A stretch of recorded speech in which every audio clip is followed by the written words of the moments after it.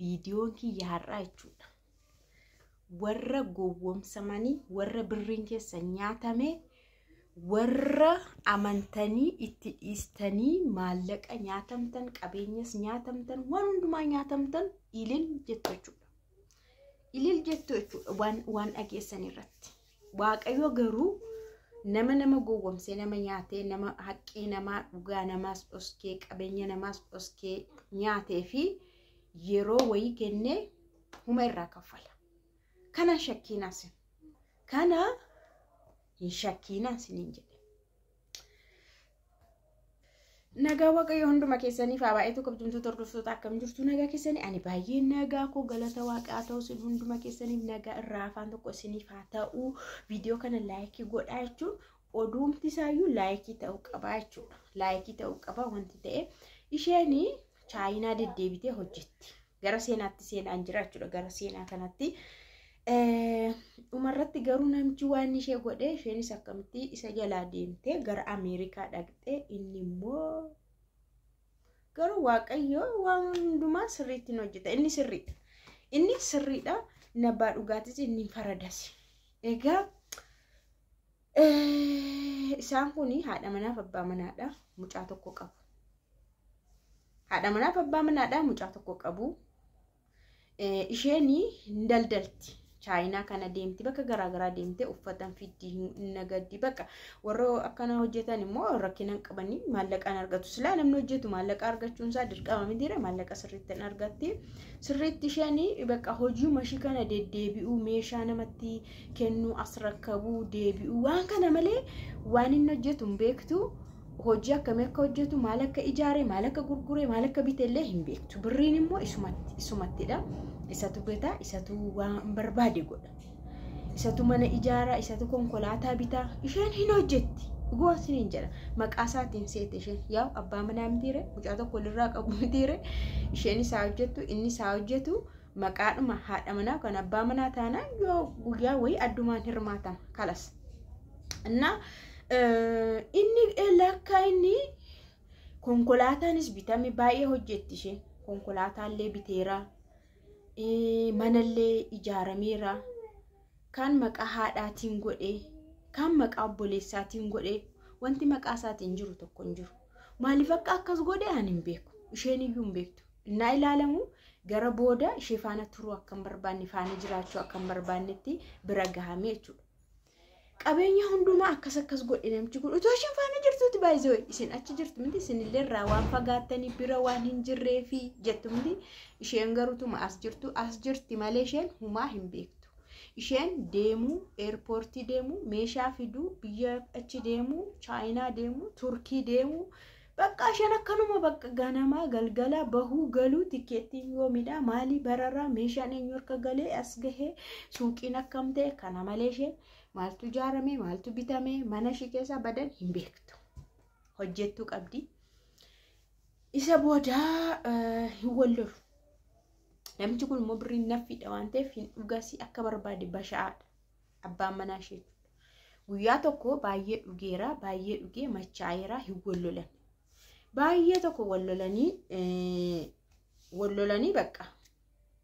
Isa booda iyyiyyuu ka'ee namichi machaa waan ta'eef isheen garmalee darbattee duulaabatti isa buustee ishee mana sanaa hojjettuun isaanii iyyitee ollaan dhufee addaan qabee isheen mana warra ishii deemte. Yeroo sanaa kaastee mana warra ishii deemte mana warra ishii gaafa isheen sokkaa deemtu iyyuu koottu gali jedhee sin barbaanne. Akka galtuufis jaarsummaan erganne koottu sin jenneen gali sin jenne tsat mucaa isaanii mucaas qabatee maatii baay'ee qaba obboleessa baay'ee qaba. Isheen kunillee maatii baay'ee qabdi obboloota qabdi. Obboleetti biyya Arabaa jirtu qabdi. Obboloota Ameerikaa jiranillee qabdi jechuudha. Warra isheetti galtee isa booda maal goote hiikuudhaaf firdi beeti naa hiikottee mana murtii deemte. Mana murtii yeroo kissii kasastu qabeenya yeroo isheen lakkoofte qabeenya akkasiitu qabeenya isheen lakkooftu hundisa maqaa kan warra kan obboleessa midireeshinoodha. Maqaa abbaa manaatiin tokko hin jiru. Kan namaa hiratti kan haadhaa hiratti kan obboleessaa hiratti Baqa wangootu wallaaltee xabaqaafa waan arge kana kan akka ofishii hojjette namni kana yoo yaaltullee hidhamaa ta'e hin dhiiste. Warri illee jechuudha naa kakadhaa kakatanii maatiinsaa dhuguma kan isaanii akka ta'e isaantu akka ijaaree kan ammoo isaantu akka bitee qabeenya kooti hundisaa anatu hojjete eenyuyyuu na beekaa haa kakatan. Kakaanis jira baay'ee yeroo ragaan bahamu kun kakatamu mana murtiitti kakaa ajaa'ibaa tokko hin kakatamu. Wangeelli jira, quraanni jira, akka aadaatti immoo waan garaagaraa jira, akka amantaattis jira, akka aadaattis nama kaksiisu. Innaa jarri gixxim godhanii kakatan. Yeesuma hin kakatan. Kan keenyadhanii jechuudha. Maal gochuu hin danda'amu dhiistee galtee yeroo wayii booda maallaqa obboleettii ishee keessaas ishee biyya Arabaa keessaas xinnoo balleessiteetti gara 300 fudhatteetti. Yaa obboleettii ishee dhuftee turteetti gadditeetti aartee madeemtee haati ishee immoo isa isheen hamma kana kassartee qabeenya irraa fudhatamee mucaas irraa fudhatee ilaaltee guyyaa wayii dhaqi mucaa kee fidii jetteeni haati. Dhaqi mucaa kee ilaali fideetnaan qabjettee manuma isaa dhaqxee mucaanaa kennitteen. Mucaanaa kennittee maaliin guddistaa jedhe namichi. Maal si dhibee nan guddisaa mucaanaa kennitteen. Na waan ittiin guddistu ilaala. Kassarteetti qabumaas hin qabdu hojiis hin qabdu golattu ol deebiteetti niitiin biyyarra deemtee birrii akkanatti firfirsitu amma harka marattee teesseetti. Mucaa kennee fi mucaa ishee fuutee haadha bira fiddee haati maal jettiini birrii qabdi haati immoo ijoollee Ameerikaadhaa qabdi waan ta'eef ijoolleen ishee sirriitti hin gargaaru haadha sana ishee kanallee itti aaraniiru maallaqa wayii kenniteef haati. Maallaquma ijoolleen ishee sun warri Ameerikaa fa'aa erguu miti isa walitti seef godhattee hin dhabdu haati maallaqa wayii kan isheen hin daganaatti hin kaatu wayii kenniteefi kaatee hojii jalqabde. Deddeebi'uu jalqabde. Akka durii ishee xinnoo fooyya'uu jalqabde. Babal'achuu jalqabde. Yaa namni hojii beeku ammas deebisanii yoo lafaa kaasan hinuma hojjeta namni dura hojii beeku. Osoma jettu ammas akka duraan ishee qabeenya horachuu jalqabde makiinaayyuu bitatte.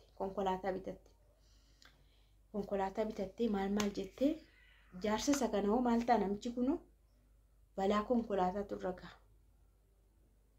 Balaan konkolaataa isa irra gahee millisaa tokko hojjechuu didee shiboon keessa galchamaaf sibiilli keessa galchamee fi baqa normaalii miti jechuudha. Fayyaansa booda warri haati gaafanni akkas ta'u immoo gaafachuu dhaqxe.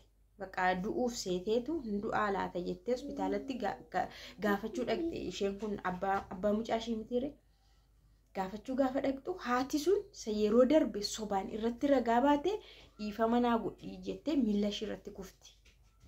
Ijoolleen immoo akka miila ishee irratti kuftaa wanti barbaade haa ta'u malee ijoolleen ishee immoo jedhanii lafaa ishee kaasan.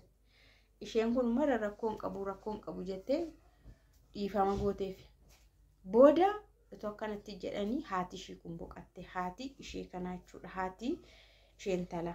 Haati boqattee horoo du'aan dhufan maatiinsaa hunduu dhufanii maal mucaan jirti bara mucaan yoo jiraatte firummaan hin ciru firummaan hin citu. Maatiin hunduu du'a dhufanii ka'anii namichi bakka amma fayyaa dhabeera manatti ol deebi'eera miilli tokko sibiila kee jira bakka akka duraanii hin jiru waan ta'eef hin gaabbani cubbuu isheen nu qabeedhan. Birriinis amma waan arge gurguramee yaalii isaarra ta'eera. Argitanii birrii nama haqqii nama laaliumaas illee fayyadu hankees hin furata fayyaa kees hin furata jireenya kees hin furata maaliif mucaan kun itti dhamaatee qorraan aduudhaan laffaatee boqonnaa toon argatiin mana ishee keessa yuutoo jireenya hin jiraatiin hojiidhuma bichaatti of qabdeetu waan inni godhu hin beektu. Inni immoo birrii kana ofiisaa hin dalagu hin dadhabu bash godhee boodayyuu sheekaa baasee kan biraatti fuudhuuf ta'e I don't know. Booda maal godhu eessumni kan isaa tokko bilbilee fi sin barbaadaa jedheen isheedha. Si haasofsiisuun barbaadaa jedheen wal arginaa jedheen. Innaa arge manuma kottu kaayetteen mana dhufee taasee dhiifama akka gootuuf barbaannaa baay'ee miidhameera. Atis itti gadditee taatis miidhamteetta dhugaa akka qabduun beeknaa. Kanaafuu kottuti dhiifama godhiif bakka wanti darbeeraa jedhan. isheetteen ishi dhiifamni rakkoon qabu etteen isa booda eessatti jedhuuni beeta kiristaanitti abbaa kee wajjin koottuutii dhiifama godhii fedhuun maatiin isaa immoo abadan isa arguun barbaadan isheen isattis akka deemtu barbaadan siqaay nyaachisee raka obboleessi hin didee abbaan hin didee hundumtu hin didan gaafa didanii dhiifama dha'oo jettee isheenoo nama biraa faana hiriyaa tokko faana deemte yeroo deemtu beeta kiristaanii gosni isaa hunduu guutee jira achitti isaan edaa jaarsummaadha ishee deebisanii gashuuf isatti maaliif amma isheetu niitiidhaan miidhameera bakka fayyaas dhabeera waan ta'eef isheen immoo haadha manaadha waan ta'eef isa kana manatti isa xooruu qabdii isa kunuunsuu qabdii bakka akkatti yaadamu yeroo fayyaa qabus isheen isuma xooraa turte yeroo inni fayyaa dhabes isa deebite akka xoortu argitanii naannessee immoo waaqni harkuma isheetti isa deebisa naannessee jechuudha laal warri dhugaan keessan bada mana jaartanii sinirraa fudhatame lafa bittanii sinirraa fudhatame waan baay'ee maqaa isaatiin hojjettanii sinirraa fudhatame gammada namichi suni yeroodhaa booda kan isaatti dabalee dhaba hin dhaba isin garuu hin kaatu isin garuu karaa biraa hin kaatu akkamitti isheen akka kaate sinittan hima namichi immoo deebi'ee harka ishiitti akka galee isheenuu isa amallaxxee akka deemte Ameerikaa sinittan hima anuunan gammade waaqayyo akkattiin dhugaa namaa haa faradu dhuguma dhugaa eenyuyyuu faradamuu qaba dhugaan eenyuyyuu jechuudha maaliif birrii tokko hin taane saantima tokko maan taane taphittiin dhuftu yoon kadhatte malee amma yoo hin hojjenne lafa keessas maallaqni tokko naan bahu samaa irraa akka miiraakiliittis gadi hin harca'u mannaa miti jechuudha yoo ati hin hojjenne yookaas yoo namni kadhattee namarraan arganne እና እሺ እና ደምቱ ሚድራ ወሪዛ ጉታይ ማንነ ኑንኮ ጃርሱማዳፍ ሲበርባኒ አከምቲ ነማ ተኮ ማቲ ኬኬሳው ካን ኦቦሌሳው ካን አባፋና ዱፍነ አከምቲ ነማ ኦርማፋና ዱፍታና ኢሳብ ኢፋማ ጉቴ አከዱራኒ ተከጅራተን በርባኒ ጀለ ቤተ ክርስቲያን ኬሰስ ሲዳበኒ ጋማ አከቲ እሺ ጀቱ hindiddama hindidu kanaafeen isheetten ishi baqqa rakkoon qabu ishi maarakoo qabare nan deebi nan jiraadhette ishi isheetet isaan harkaa baatee warri obboloonni ishii sun immoo baay'ee gaddanii baay'ee aaranii waan ta'eef akka isheen biyya kana keessa baatee isaan bira deemtu godhaayiru piroosesiidhaani utuma akkana jettu mucaashii fudhattee isheenoo xirrig Ameerikaatti amma Nescafe qabatte makina tokko harkaa oofa hi I'm from America hey jetti jechuudha yaa jechuun nama miidhame waaqayyotu kaasa kan namaa kaffalu nama miti baay'ee ijaa kan namaa bahu nama miti ijaa bahumsa kan namaa kennu waaqayyodha gaafa kaasaa sii kaffalu immoo ofii masaa kaasaa sii kaffala otoo maayyuun godhin si kaffalee si kaasaachi namni sun garuu gatiisa hinuma argata karaa olis karaa gadis hinuma argata namni waan miidhe waan balleesset hinuma adabama adabbiin hinuma jiraa jechuudha kanaafuu warri miidhamtan gammada warri sinitti darbe gammada warri qabeenyi keessan nyaatame gammada warri birriin keessan fudhatame gammada warri gola namaa keessatti hiqqettanii boossanii oskanii boo'aa turtanii yeroo galgala gorfaatti galtan isinitti dhagahamee hirribni isin didee hiq jettanii ganamannaa katan ijji keessan bubbukoo kaate ijji keessan isin gubu gammada maaliif waaqayyo sinii farada akka ajaa'ibaatti sinii kaffala akka ajaa'ibaatti kaasaa sinii kenna ani boo'inan beeka ani oskee boo'in beeka ani jechuun yeroo kan ijoollee faana hirta yeroo kan madaamii faana yeroo kan maal jettamni yeroo kan hojiidhaan qabamta of tasgabbeessita